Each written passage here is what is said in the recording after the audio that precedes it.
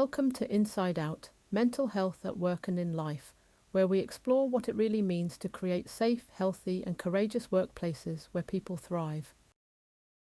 Let's start with a truth that often gets overlooked.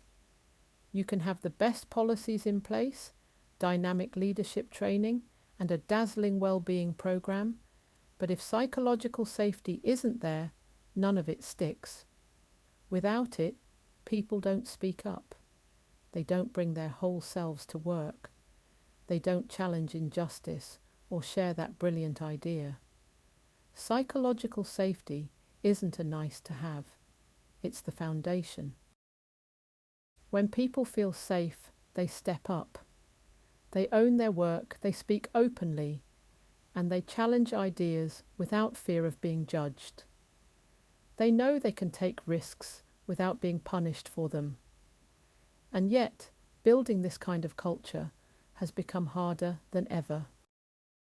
We're living through a time of deep uncertainty, political instability, financial pressure, global conflict, and the rising cost of simply existing. For many, the world feels unstable in ways that go beyond the workplace, and it all seeps in. People are exhausted, they're anxious, some are grieving, others are surviving on the edge of burnout. And the backdrop to all this is a society that keeps demanding more, even when we have nothing left to give. Psychological safety doesn't exist in a vacuum. It lives in the nervous system.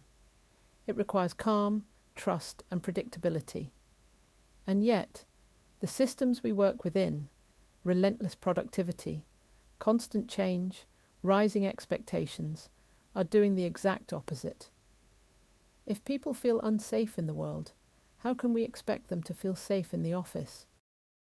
This is where courageous leadership comes in, because real transformation never happens passively.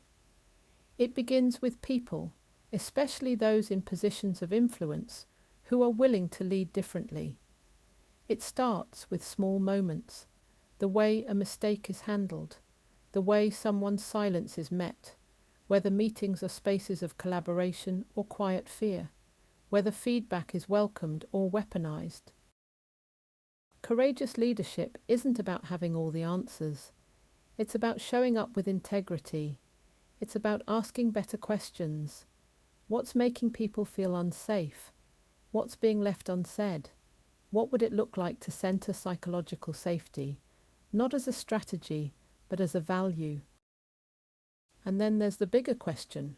Why are so many of us living with this persistent sense of unsafety in the first place?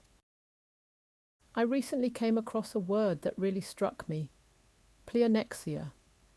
It's an ancient Greek concept that describes an insatiable craving for more wealth, more power, more control. And when I look at the workplace through that lens, it makes an uncomfortable kind of sense. We've built systems where people are often treated as commodities, measured in output, in productivity, in how much more they can give. And the more we feed that hunger for growth, the more disconnected we become from what really matters. This insatiable culture doesn't just harm individuals, it breaks communities, it creates burnout, inequality, and chronic stress. And when people start to push back, when they ask for boundaries, for balance, for dignity, they're often met with resistance, as if care is an inconvenience and well-being a luxury. Psychological safety offers a different way. It says, you matter, not because of what you produce, but because of who you are.